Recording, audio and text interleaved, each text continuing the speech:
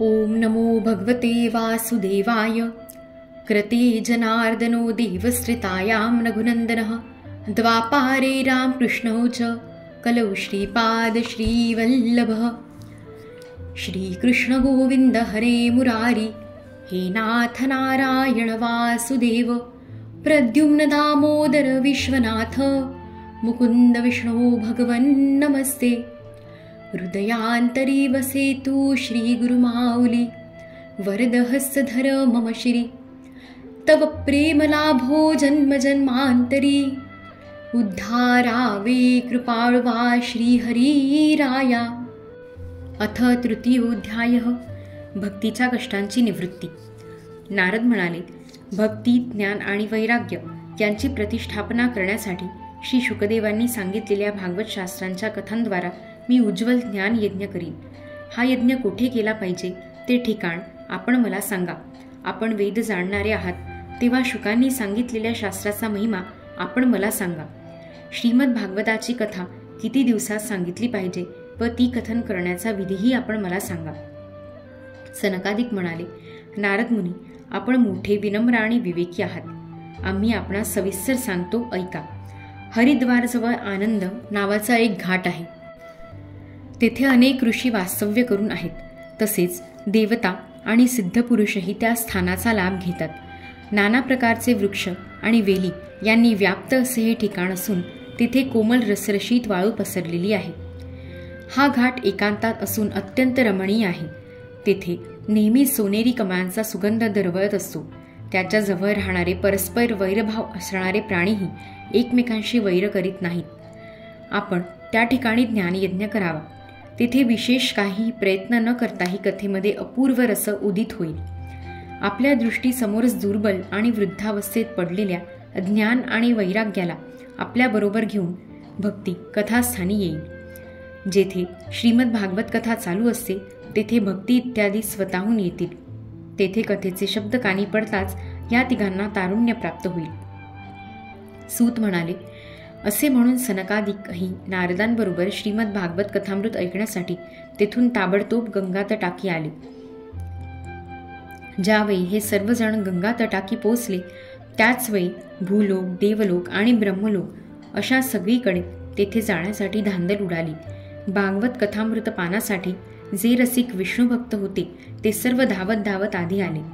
भृगु, वसिष्ठ, चवन, गौतम, मेधातिथी, देवल, देवरात, परशुराम, विश्वामित्र, शाकल, मार्कंडेय, दत्तात्रेय, पिप्पलाद, योगेश्वर व्यास आणि पराशर, छायाशुक, जाजली आणि जन्नू असे अनेक प्रमुख मुनिगण आपापले पुत्र, शिष्य आणि पत्नी समवेत प्रेमभराने तेथे आले।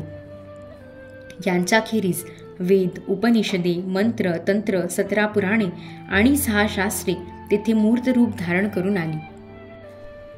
गंगा आदी नद्या, पुष्कर आदी सरोवरे, सर्व तीर्थक्षेत्रे, सर्व दिशा, दंडकारण्य आदी अरण्ये, हिमालय आदी पर्वत, तसेच देव, गंधर्व, दानव असे सर्वजण कथा ऐकण्यासाठी आले। स्वतःस श्रेष्ठ समजणारे ते आपणहून आले नाहीत। त्यांनी महर्षी भृगूंनी समजूत घालून त्यांना आणले। त्यावेळी श्रीकृष्ण भक्त सनकादी नारदांनी दिलेल्या उच्च आसनावर कथाकार म्हणून कथा ऐकविण्यासाठी बसले। त्यावेळी सर्व श्रोत्यांनी त्यांना नमस्कार केला। श्रोत्यांमध्ये वैष्णव, विरक्त, संन्यासी आणि ब्रह्मचारी पुढे येऊन बसले व नारद मुनी त्या सर्वांच्या पुढे बसले। एका बाजूला ऋषीगण, एकीकडे देवता, एकीकडे वेद उपनिषदे, एकीकडे तीर्थक्षेत्रे बसली, तर दुसऱ्या बाजूला स्त्रिया बसल्या। त्यावेळी सगळीकडे जय जयकार, नमस्कार आणि शंखांचे आवाज होऊ लागले। तसेच बुक्का, गुलाल, फुले इत्यादींची उधळण होऊ लागली। काही काही प्रमुख देव तर विमानांत बसून सभेत बसलेल्या सर्व लोकांवर कल्पवृक्षांच्या फुलांची उधळण करू लागले। सूत म्हणाले, अशा प्रकारे जेव्हा सर्वजण एकाग्र चित्त झाले तेव्हा सनकादिक ऋषी मुनीवर नारदांना श्रीमद भागवताचे महात्म्य स्पष्ट करून सांगू लागले। सनकादिक म्हणाले, आता आम्ही आपापल्या या शुकशास्त्राचा, भागवत शास्त्राचा महिमा सांगतो। याच्या केवळ श्रवणाने मुक्ती हाती लागते। श्रीमद भागवताच्या कथेचे नित्य सेवन करावे। या कथेच्या श्रवणाने श्रीहरी हृदयात विराजमान होतात। या ग्रंथाचे 18,000 श्लोक आणि 12 स्कंद आहेत। यात श्री शुकदेव आणि राजा परीक्षित यांचा संवाद आहे. आपण हे भागवत शास्त्र लक्षपूर्वक ऐका. जोपर्यंत एक क्षणभर का होईना या शुकशास्त्राची कथा कानी पडत नाही, तोपर्यंत हा अज्ञानी जीव संसार चक्रात भटकत राहतो. इतर अनेक शास्त्रे आणि पुराणे ऐकून काय लाभ होणार? त्यामुळे तर भ्रम उत्पन्न होतो. मुक्ती देण्यासाठी केवळ भागवतशास्त्रच पुरेसे आहे.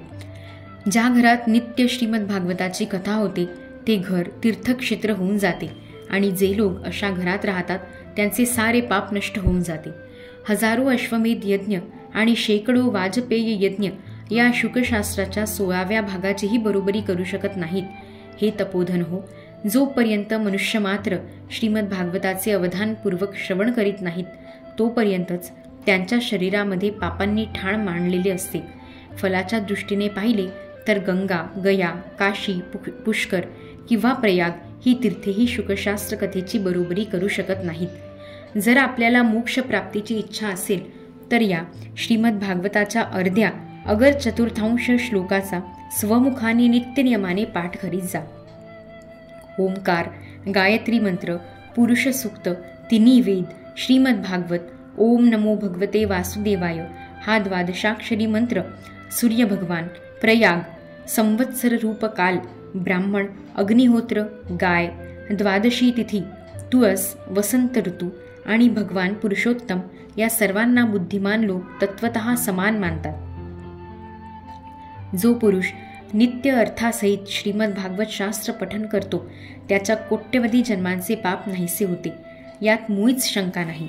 जो मनुष्य नियमितपणे भागवताच्या अर्ध्या किंवा चतुर्थांश का होईना श्लोकाचे पाठ करतो त्याला राजसूय आणि अश्वमेध यज्ञ केल्याचे पुण्य प्राप्त होते. नित्य भागवताचा पाठ करणे, भगवंतांचे चिंतन करणे, तुळशीला पाणी घालणे आणि गायीची सेवा करणे हे सर्व एकसारखे आहे. जो पुरुष अंतःकाळी श्रीमद भागवत ऐकतो भगवान त्याच्यावर प्रसन्न होऊन त्याला वैकुंठ धामाला नेतात. जो पुरुष सुवर्ण सिंहासनासह भागवताचे दान विष्णुभक्ताला देतो त्याला भगवंतांचे सायुज्य पद अवश्य प्राप्त होते. ज्या ज्ञानी माणसाने आपल्या संपूर्ण आयुष्यात चित्त एकाग्र करून भागवतामृताचा थोडासुद्धा आस्वाद घेतला नाही त्याने आपला सर्व जन्म चांडाळ आणि गाढवासारखा व्यर्थ घालविला. एवढेच नव्हे तर आपल्या मातेला केवळ प्रसव वेदना देण्यासाठीच तो जन्माला आला. ज्याने हे शुकशास्त्र थोडेसुद्धा ऐकले नाही तो पापात्मा जिवंत असून मेल्यासारखाच आहे.